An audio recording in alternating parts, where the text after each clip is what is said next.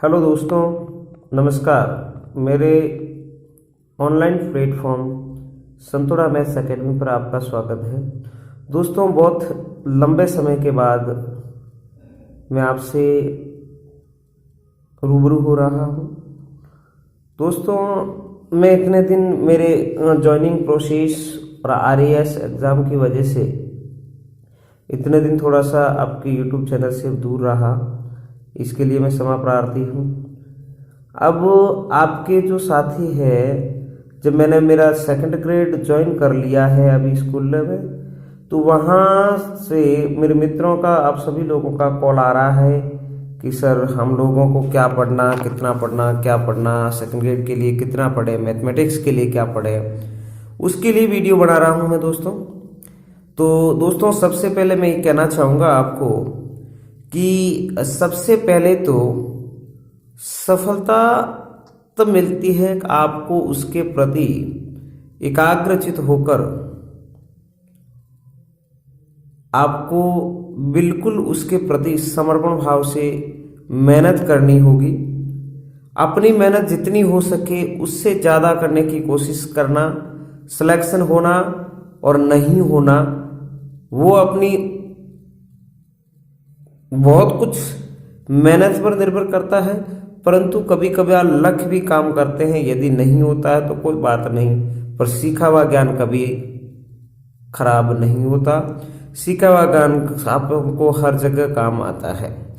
तो दोस्तों, मैं गणित विषय के लिए जो द्वितीय श्रेणी और प्रथम श्रेणी की जो तैयारी कर रहे हैं मेरे साथी, अब दोस्तों मैं खुद प्रथम श्रेणी विद्यार्थी हूँ। प्रथम ग्रेड की जो लेक्चरर्स पोस्ट है स्कूल की मैथमेटिक्स के लिए, उनकी खुद की तैयारी भी कर रहा हूँ।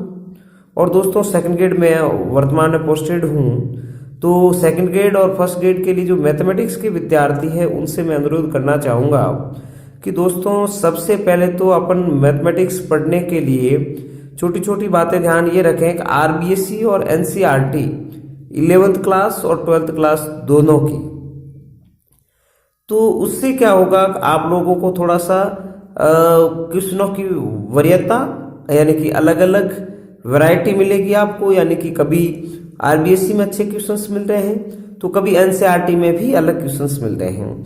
जैसे एनसीईआरटी में तो ज़्यादातर ये होते हैं कि एग्जाम्पल्स होते हैं, वो अपने क्वेश्चंस काम आते हैं। जैसे एनसीईआरटी के जो एग्जाम्पल्स है वो विशेष तौर से आप जब सेकंड ग्रेड और फर्स्ट ग्रेड की तैयारी करते हो तो उनके लिए हूबहू क्वेश्चन भी कभी कभी आ जाते हैं। और कभी कभी जो आप लोग एनवीएस यानी कि नवोदय विद्यालय, केवीएस यानी कि केंद्रीय विद्यालय, और एक दोस्तों जो आजकल अपने ये नए विद्यालय जो सेंट्रल गवर्नमेंट ने खोले हैं, एकलव्य विद्यालय, उनके लिए भी जो गवर्नमेंट तैयारी करवाती है वो मैथमेटिक्स विषय के लिए अपने को उसके अंदर भी वो हूबहू क्वेश्चंस आते रहते हैं। और दोस्तों, आपको एनसीईआरटी इसलिए पढ़नी है कि आप साथ ही साथ आरबीएस यानी कि राजस्थान के साथ साथ सेंट्रल गवर्नमेंट की भी जो वैकेंसीज आती है उसके अंदर भी अपन साथ साथ में तैयारी कर सकते हैं मैथमेटिक्स की। फिर आरबीएससी इसलिए कर रहे हैं कि दोस्तों, अपन परीक्षा जो दे रहे हैं वो दे रहे हैं राजस्थान की, इसलिए राजस्थान बोर्ड के अंदर जो क्या पढ़ रहे हैं, क्या न पढ़ रहे हैं, क्या सिलेबस है उसका, उसमें से भी क्वेश्चंस आते हैं। तो दोस्तों, इसका आपको थोड़ा सा ये रखना है कि जैसे जैसे आप लोग इन क्वेश्चनों को पढ़ोगे, एक कम से कम दो बार इन क्वेश्चन किताबों को देखिए। फिर इतना ही इस किताब को करने के बाद भी आपको बंद नहीं करना है। आपको एक गाइड आती है जिसका नाम है एसआर सैनी। उस एसआर सैनी 2 बुकें आती हैं। एक आती है भाग फर्स्ट जो 11th स्टैंडर्ड का होगा, और दूसरा होता है भाग 2 जिसमें दोस्तों 12th स्टैंडर्ड का होता है। उनमें से क्या पढ़ना है, उस बुक्स में से क्या पढ़ना है, यानी कि आरबीएससी और सीबीएसई तो आपको, यानी कि आरबीएससी और एनसीईआरटी तो पढ़नी ही है, उसके साथ 11th 12th का जो मैटर है अपना उसमें एसआर सैनी में क्या पढ़ना है उसको देखो। एसआर सैनी के अंदर एक तो थ्योरी, बहुत थ्योरी आपको देखनी है। थ्योरी देखने के बाद अपन को उसके एग्जाम्पल्स वो देखने हैं, और उसमें जो पार्ट बी दे रखा है, ये अपने पास समय है तो देखिए, नहीं तो उसका पार्ट बी जो दे रखे हैं कंपटीशन एग्जाम में आए हुए क्वेश्चंस, कंपटीशन के एग्जाम में आए हुए क्वेश्चंस देखने हैं अपन को। वो जो क्वेश्चंस आप लोग देखोगे उनमें से लगभग प्रत्येक एक्सरसाइज के अंदर 100-150 क्वेश्चंस है, तो उसको आपको मिलाना है, बढ़िया से देखना है। वो की वो बात है कि एसआर सैनी की जो एग्जाम्पल्स है उसको आपको कम से कम प्रत्येक टॉपिक के 2 बार मिलाने हैं, ताकि हूबहू क्वेश्चंस उनको चेंजेस नहीं करते, ऑप्शन तक चेंजेस नहीं करती आरपीएससी, वो करते थे। उसके बाद ये तो हो गया है 10+2 मेथड। फिर बचता है कि 10 थोड़ा बहुत परसेंट जो आते हैं 10 क्वेश्चंस 10th स्टैंडर्ड और 9th स्टैंडर्ड के, उसको आपको सिलेबस देखते हुए, अभी तो एनसीईआरटी पढ़ो क्योंकि जो नया सिलेबस लागू है वो एनसीईआरटी है, तो एनसीईआरटी से अपने जो सिलेबस के अकॉर्डिंग जो क्वेश्चंस है वो पढ़ लो। बाकी जो शेष बचे हैं क्वेश्चंस, जो आरपीएससी के पुराने पेपर्स हैं उनको कम से कम आप डाउनलोड कर लो। उन डाउनलोड करने के बाद उन प्रत्येक पेपर्स को हल कीजिए।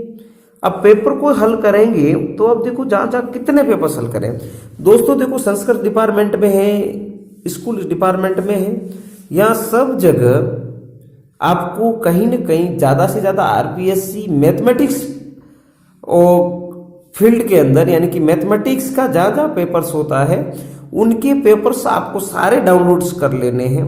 उस डाउनलोड करने के बाद आपको विशेष तौर से, यानी कि अपने शिक्षकों वाले तो विशेष करने ही करने हैं, फर्स्ट ग्रेड है, सेकंड ग्रेड है, संस्कृत डिपार्टमेंट का है, उसमें आपको करने के बाद ये देख लेना है कि सारे क्वेश्चंस को सॉल्व कीजिए और सारे एक पेपर्स में कर लीजिए। फिर वो करने के बाद तो इतना कर लेंगे तो आपका लगभग 10th स्टैंडर्ड का, 10th और 12th स्टैंडर्ड का जो क्वेश्चंस है अपने इस स्टैंडर्ड के काम आ जाएंगे। उसके बाद बची ग्रेजुएशन। ग्रेजुएशन के अंदर जैसे जोधपुर यूनिवर्सिटी है, उस जोधपुर यूनिवर्सिटी यानी कि हालांकि राजस्थान के अंदर गोखरू और जेपीएस 2 पब्लिकेशन अपने पास थे बीएससी के अंदर। गोखरू पब्लिकेशन में भी है और आरबीएससी पब्लिकेशन जेपीएस में भी है।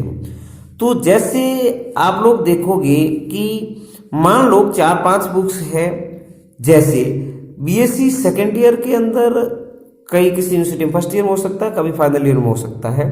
तो बीएससी के अंदर एक तो देखो गामा बीटा फंक्शंस की बात कर रहे हैं, डबल ट्रिपल इंटीग्रल की बात करें, डिफरेंशियल इक्वेशंस की बात करें, स्टैटिक्स की बात करें, डायनेमिक्स की बात करें और आवश्यक अलजेब्रा की बात करें, तो ये पार्ट आपको उस बीएससी वाली की बुक्स में मिल जाते हैं। इसमें दोस्तों आजकल और पहले वाले पुराने पेपर्स आप लोग देखोगे तो पहले तो क्या था दोस्तों कि हूबहू क्वेश्चन आते थे, पहले तो हूबहू क्वेश्चन आ जाते थे। अब थोड़े से क्या किया कि जो थ्योरम्स होती है, प्रमेय होती है, उनका थोड़ा सा अप्लाइड दिया जाता है। जैसे जैसे आप लोग देखेंगे उन पुराने पेपर्स को, तो कभी कभी ऐसी स्थितियां आती है दोस्तों कि वहां आपको हूबहू एक्सरसाइज, हूबहू क्वेश्चंस और हूबहू थ्योरी आपको मिलती है और हूबहू प्रमेय आपको मिलती है। जैसी प्रमेय बुक्स में लिखी हुई है हूबहू ऐसी आ जाती है दोस्तों। फिर उसके बाद बची बात, शेष बचे शिक्षण विधि। इसमें आप लोगों को फिर कांटेक्ट मेरे यूट्यूब चैनल पे आप कह सकते हैं, मैं आपको मटेरियल जैसा है एक बार अवेलेबल करवाने की कोशिश करूंगा। अपने यूट्यूब चैनल पे, अपने टेलीग्राम ऐप पे, अपने पर्सनली व्हाट्सएप ग्रुप में भी आप लोग जुड़ सकते हैं, तो वहां भी मैं थोड़े थोड़े क्वेश्चंस कर देखूंगा दोस्तों। मैं खुद आपके लिए और मेरे खुद के लिए, यानी कि मैं खुद फर्स्ट ग्रेड की तैयारी कर रहा हूं, तो पुराने पेपर्स जो आरपीएससी के हैं वो मैं खुद सॉल्व करवाऊंगा आपको 2 दिन 4 दिन, जैसे अपने को 10 अपन आधा घंटा का जो वीडियो लेंगे उस आधे घंटे के अंदर जो 5 टॉपिक्स होंगे उसको मैं क्वेश्चन करवाने की कोशिश करूंगा। जितने भी पुराने पेपर्स हैं मेरे पास डाउनलोड्स हैं, उनको मैं करवाने की कोशिश करूंगा। तो आप मेरे चैनल को सब्सक्राइब और लाइक कीजिए, और तो आपके पास मैं जैसे भी वीडियो डालूंगा तो वो आपके पास आता रहेगा।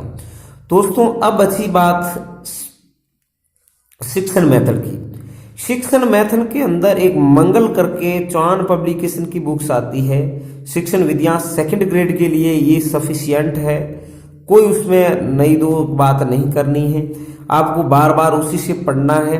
पुराने पेपर्स को देखोगे तो उसी से रिपीटेड होते हैं, तो ज़्यादा आपको शिक्षण विधि के लिए कुछ नहीं करना है। इसलिए आपको ध्यान रखना है कि भाई कैसे आप लोग किया जाए। तो दोस्तों अब इतना वीडियो मैंने जो अपने मैथमेटिक्स के लिए बनाया है, तो दोस्तों ध्यान रखें, और कुछ प्रॉब्लम्स उसके बारे में और कुछ पूछना है तो भी आप लोग मेरे कमेंट्स बॉक्स में कमेंट कीजिए। और एक बात है कि सर हमारा 11th-12th का और कुछ मैटर्स है, तो और कुछ मैटर्स के लिए भी एक RD शर्मा करके नाम की बुक आती है, उसको भी आप मिला सकते हैं। तो दोस्तों जैसे जैसे आप लोग बढ़ोगे वैसे वैसे क्वेश्चंस होते जाएंगे। दोस्तों आशा और उम्मीद के साथ मैं कहूँगा कि आप लोग अपनी तैयारी में अभी लग जाएं। वैकेंसी आ रही है, तो जब तक आएगी और RPSC मोड में है तो हो सकता है जल्दी एग्ज़ाम करवाए। तो आपको दोस्तों ये ध्यान रखना है कि अभी टाइमली लग जाना है। मैथमेटिक्स के लिए सफलता ज़रूर मिलेगी। इसलिए दोस्तों आप मैथमेटिक्स को पढ़िए, प्रैक्टिस कीजिए। प्रैक्टिस करते ही अपन लोग मैथमेटिक्स में रहेंगे। जितनी प्रैक्टिस करोगे उतना मैथमेटिक्स इजी होगा। आज के लिए इतना ही, धन्यवाद।